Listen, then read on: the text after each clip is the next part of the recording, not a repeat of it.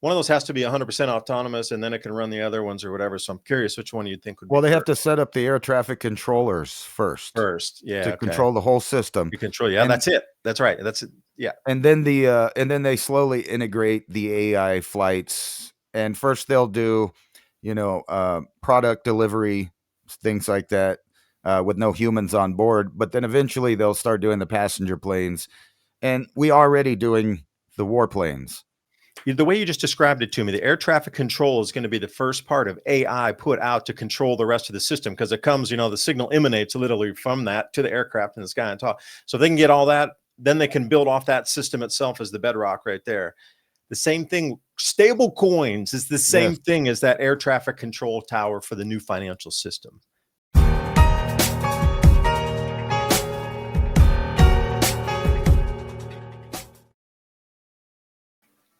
Good morning, good afternoon, good evening, wherever you are on this beautiful blue planet. Did I say that robotic enough for you? Somebody said you sound like a robot when you speak. Well, okay, I'll be a robot welcoming us to the planet and on the show. Those of you above our planet as well, welcome to the International Space Station listening in this evening. Green comets, blue comets in our heavens. I wonder what the ancients would have thought when you can see 5 at a time.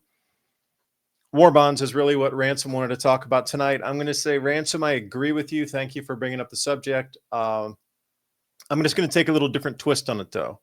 Traditionally, like World War II, our government went out and said, support the war, everybody buy bonds. So the interest was paid to the American people predominantly. I know foreigners bought, but governments, but just think about individual citizens. They bought the war bonds too. They were super stoked, like the whole thing back in the 30s and 40s, especially in the 40s moving up, but everybody saw it coming after the Great Depression.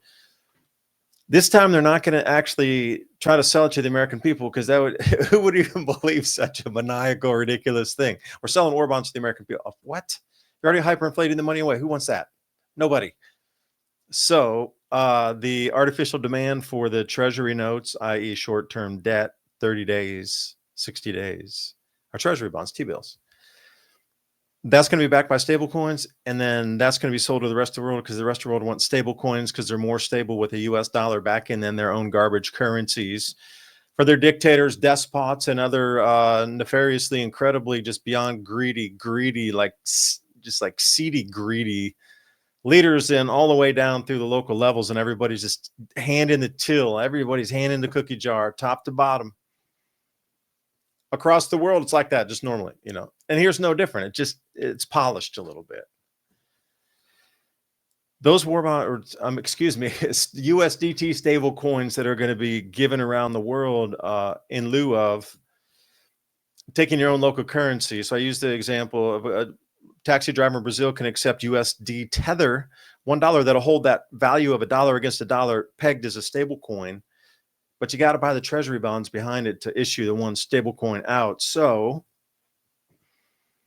if there was a purposeful destruction or deconstruction of the economy that forced everything to devalue at the same time, and the only thing holding value would be assets and stable coins, everybody and their mother's uncle would be running to the stable coins. Give me that USDT. I want to hold a USDC. Oh, I'm saving. It's not exactly digital silver, not exactly digital gold, but it's kind of close. If your country is going to be devaluing at 100% per month, would you rather grab a USD Tether and put it in a wallet on your phone? And think about it. Banks, billionaires, and countries are loading up on physical gold and silver. Why? Because when markets swing, real assets hold their value. That's how generational wealth is passed down. Don't wait until the headlines confirm what's already happening behind closed doors. It's time to protect what you've built. Noble Gold's precious metals specialists are standing by to answer your questions and walk you through every step. They make it simple to own investment-grade gold or silver that you can put in your hands or into your retirement account. And for a limited time, offer silver bonus. 1 10-ounce silver flag bar plus 1 silver American Eagle proof coin for new qualified accounts, IRA, or cash purchases. That's 2030gold.com. And with half the world moving to a gold-backed currency, you have to wonder what's going to happen in the future. That's 2030gold.com, or click on that link in the description box below. Or would you rather hold on to the currency, or would you rather buy some silver if you can? And then how do you convert that? There's a lot of, they're making it so easy to jump in. And then what's the whole thing about that? I'm glad Ransom's joining me tonight to talk about what he sees and just repeating cycles of history. But if the amount of bonds can be pushed across the planet, the world will absorb all of our debt and finance the final conflict that will it's going to influence generations to come. This will be a never-ending, I wouldn't say a money machine, that's the wrong word to use, a never-ending demand, false, fake demand for U.S. treasuries, because they need to be the bottom of the new money supply. So that's forced that they need those treasury bonds before they can issue the stable coins. But the stable coins are the thing that make the whole system front run, because the demand for the stable coins and the stableness of it, that's going to create artificial demand for trillions and trillions and trillions and trillions and trillions of those dollars. But at the same time, that's creating artificial demand for trillions of dollars on U.S. treasuries that nobody would have bought before. So we're outsourcing all of our money to the rest of the world on a blockchain, and they're going to buy it because everything else is going to slowly, like I said, demystify into the ether in terms of value. And there'll still be this rock solid thing, not the gold or the silver, because those are, but this digital thing called Tether and Circle. And an enormous amount of companies are creating their own stablecoin that's also pegged to a US dollar. So it doesn't have to be like a USDT, because maybe that would be illegal in Venezuela. But you could have an Amazon token, or you could have a Walmart token. 1 = 1. It's just commerce. You could spend it at the store. It's a good way to save. We'll guarantee, and we'll probably give you 1% or something. Okay.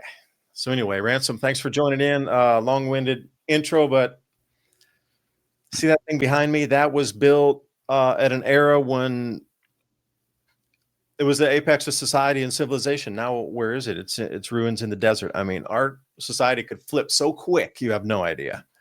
Aliens. Aliens, yeah, the alien. Aliens blew it up. Aliens. No, I was just sitting over here thinking, I basically know that World War III is happening now. You are not going to be notified about it ahead of time, really, like you were in the past, or that, we think it's going to happen. If this doesn't happen, they give the public an ultimatum. That's not going to happen. You're just going to get an update one morning, and they'll tell you, oh, well, look, this blew up here or that blew up there. And really, it's been ongoing for a long time. They've been doing political assassinations back and forth between countries in the Western Hemisphere, in the Eastern Hemisphere. There's been, basically war among corporations for ideas going on. And then Monday, the president basically came out and started talking about some things that I know ruffled some trillion-dollar industry's feathers. And then I watched the UN speech, and this was very telling event about upcoming events. The whole thing from the start to the finish.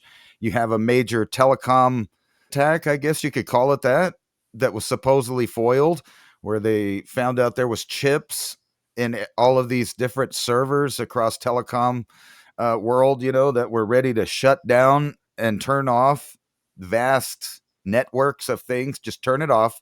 Boom. Right. So that didn't happen. But we also had a cyber attack on the airline industry. Right. So Yeah, all kinds of stuff too. got That turned was off. interesting. And then you have escalators breaking, and teleprompters not working, and all kinds of weird stuff to test the US's security. In my opinion, that's what happened. Well, what happens when it becomes one water plant and then two? Like, they can mask that in the news, and say local things. Or then it was 4, 5, 10. Once you see 20 of those across the states, and then there's 30, and then they can't really control it. Once that kind of news comes out, then it's, like the power goes out, you can see it, like the power goes Yeah. out. Right? But if it starts to be something with water, or another one of those, like the entire rail network is shut down or something like this, or the entire lock system, no boats can transit or something. That's a big, huge, incredible, major one. The reason I would say that is in Indonesia, it's the second largest copper mine in the world. They had a mud flood go down into that thing and trapped a bunch of people, and they're still trying to rescue them to get them out.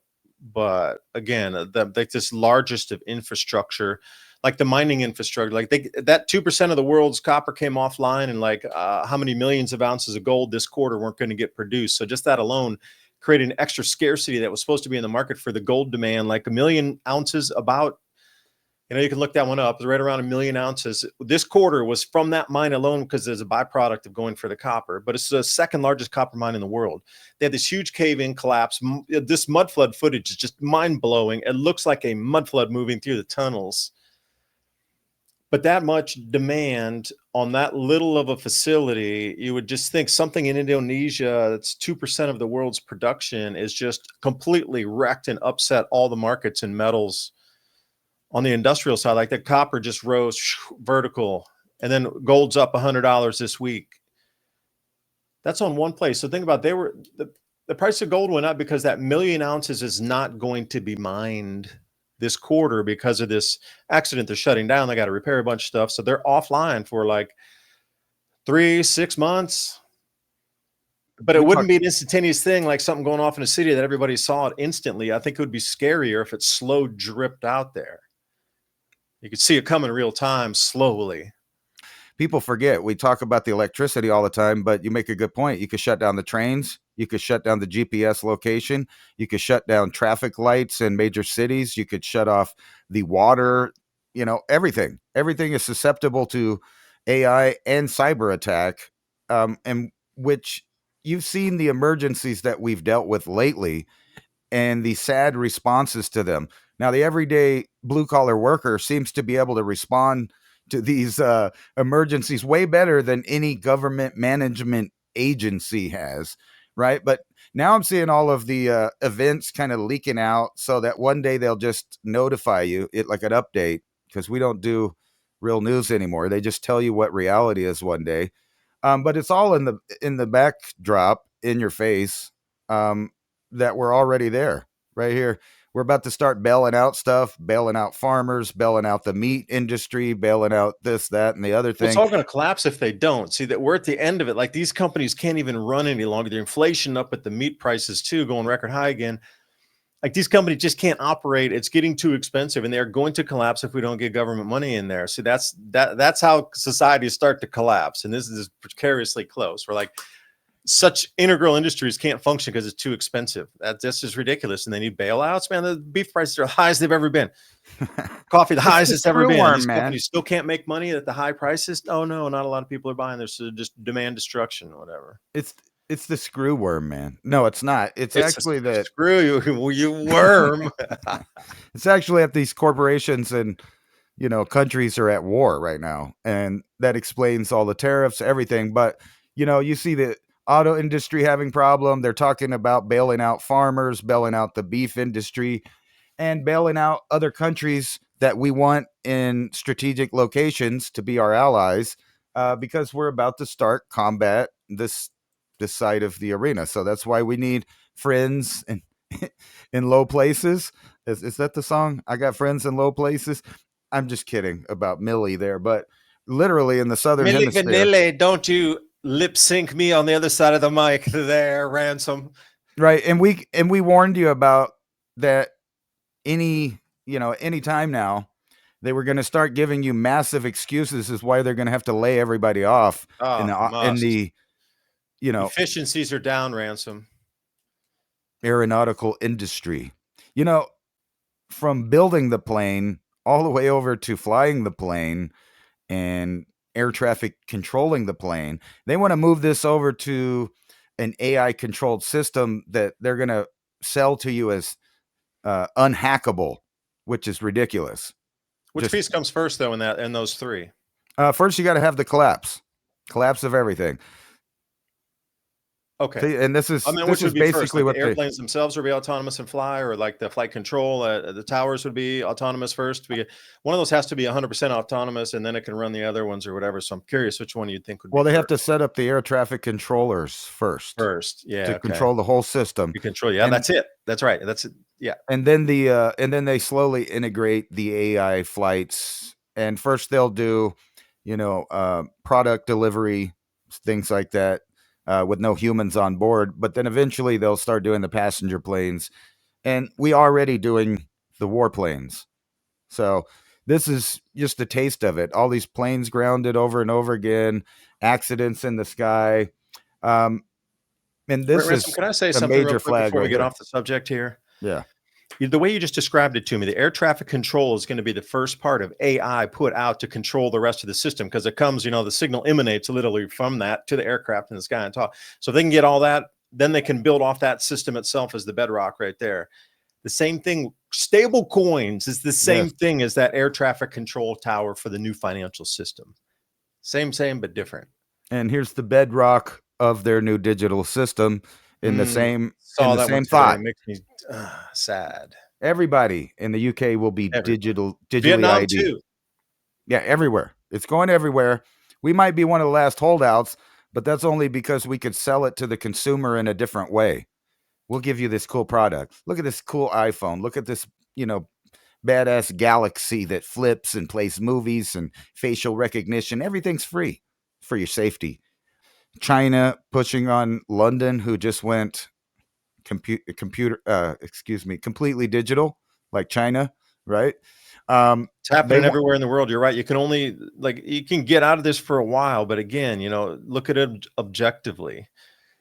It started in Vietnam now, where 86 million bank account holders lost their funds because they wouldn't give their retinal scans in to get their money. And then it's in London, and then it's in all of England. And where else is it going to be? In Switzerland. It is also going to be in every single airport that you go to. I know that just for you, because we do travel to Europe sometimes, but since the time I went last to this time, now you have to give all 10 fingerprints and your face. And they don't just take the photo, they scan your face.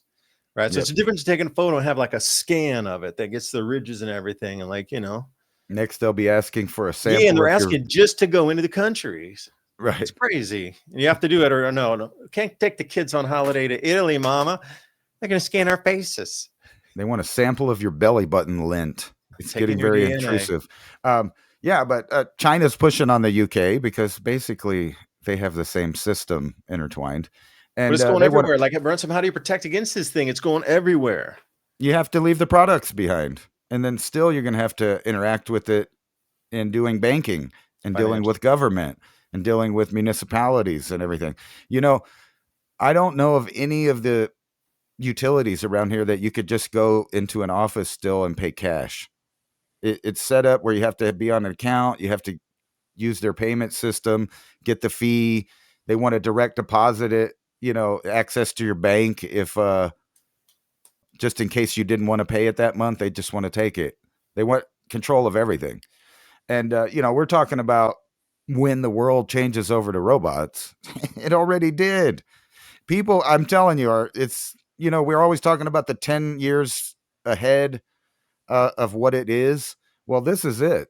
This is it. In China, there's more robots working than the rest of the world combined, which means they're, decades ahead of everyone in manufacturing, logistics, in any kind of technological war. This is their advantage.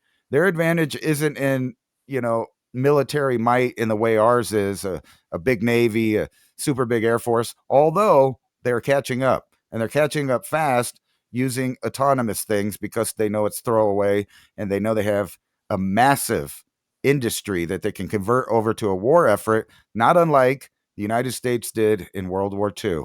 Yeah, because we're behind. We're the old clunky ones, got the old gear and the old stuff, old armor. They're building on the fly for the entire new theater. Like you say, these drone swarms and things. We don't have that. We got battleships.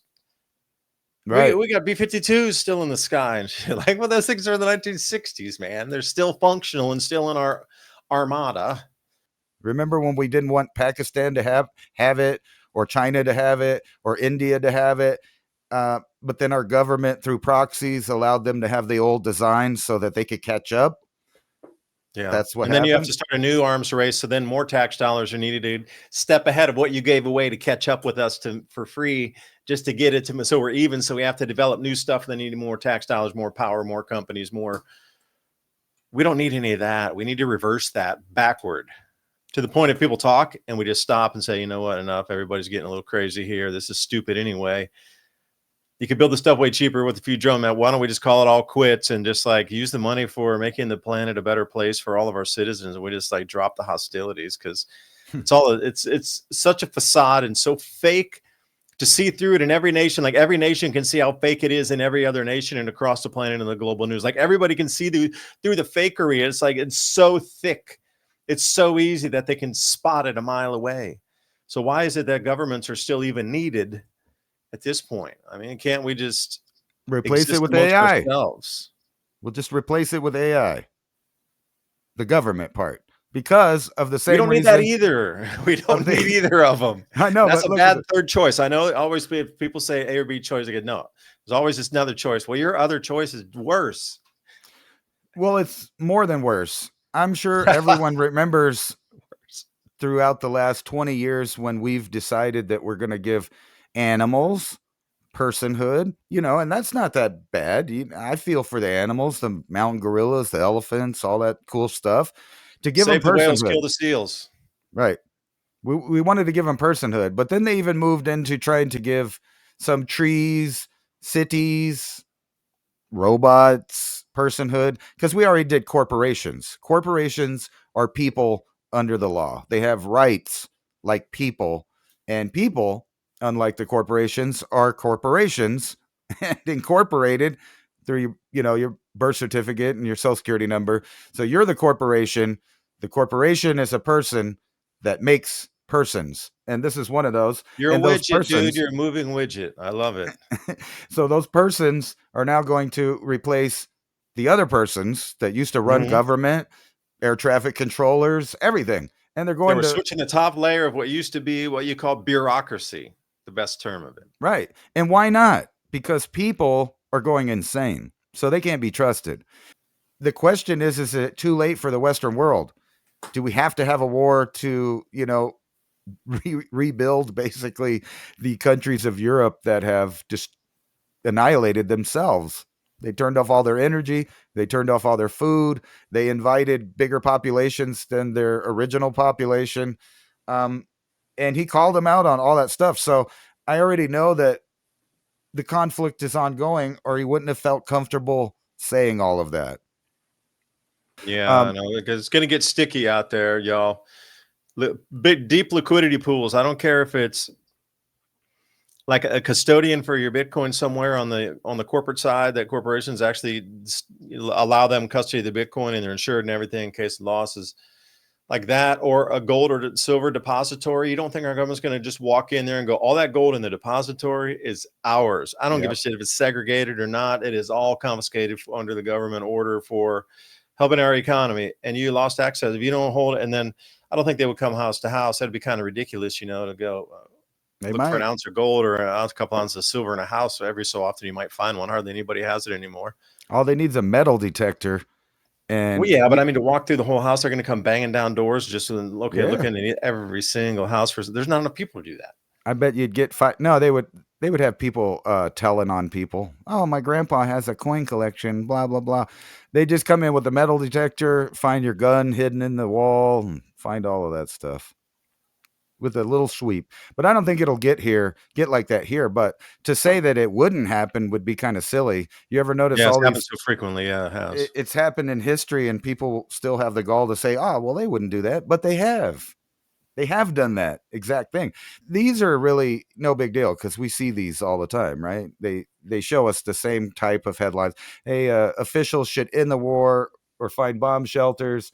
And we see these all the time where our fighter jets scramble. Yeah, to what do they do? intercept. They're in international airspace. Big deal. I mean, they're allowed to be there. What are you supposed? Yeah, like, oh, right. Your neighbors over there, they're on their own property in their yard. Ooh, news story. Like, what? Shut the hell up. Right. And they do that on purpose over here so that when something serious happens, they can push it either way.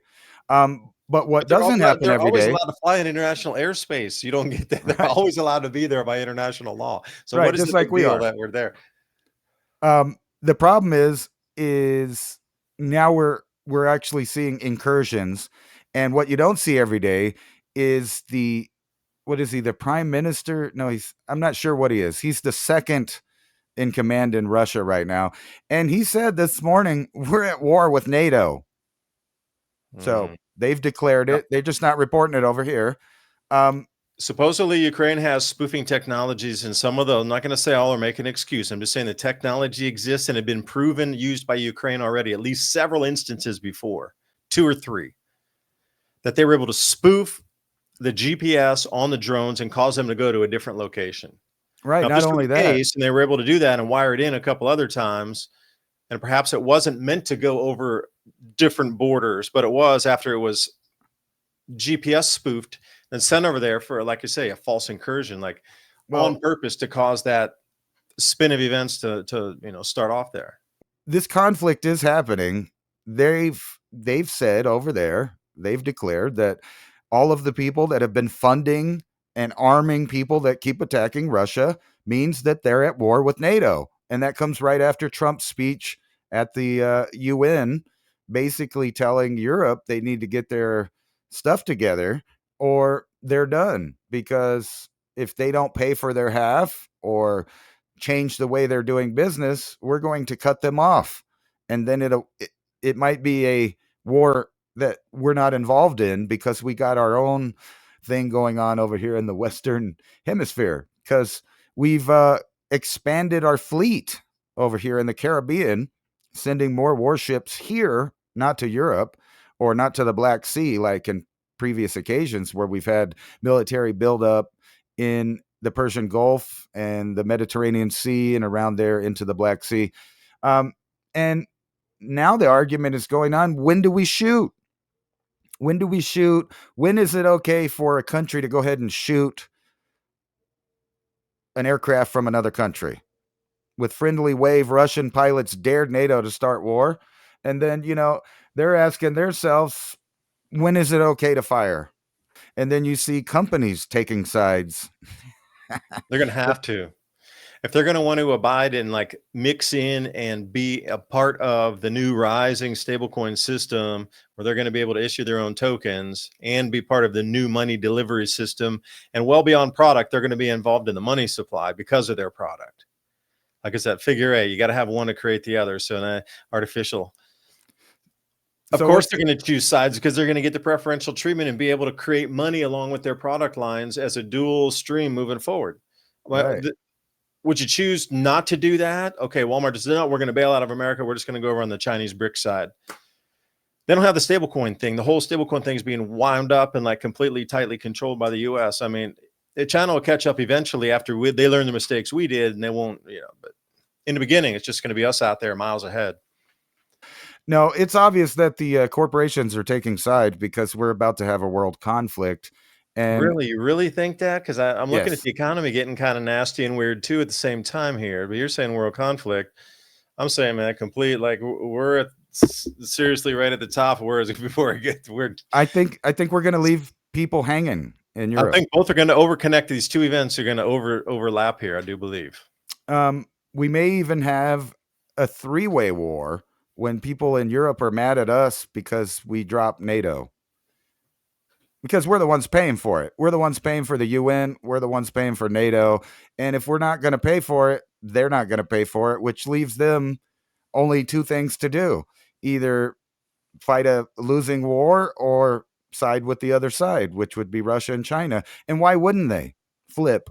All of their oil and energy comes from there, and their populations are tired of their own governments selling them out. They go hand in hand. Everything goes in hand with this. So they're all these like connecting, not missing links, connected links. This tells me that either we're going to wait for China or someone to attack us, or we're staying out of whatever conflict's going to be a world conflict this time, and we're going to have our own little conflict in the Western Hemisphere to get our ducks in a row, to get our resources straight. But the question is who is ours? You know what I mean? Like, you think they would do that? The U.S. just absolutely go down and try to get Venezuela and stuff, and let the whole rest of the world battle amongst it. But though, like China, Russia, India, and all the rest of the world wants to work together. They don't want to fight each other. That's the well. whole At thing. first, look at the other two world wars. We let it go for a little while, then we get in.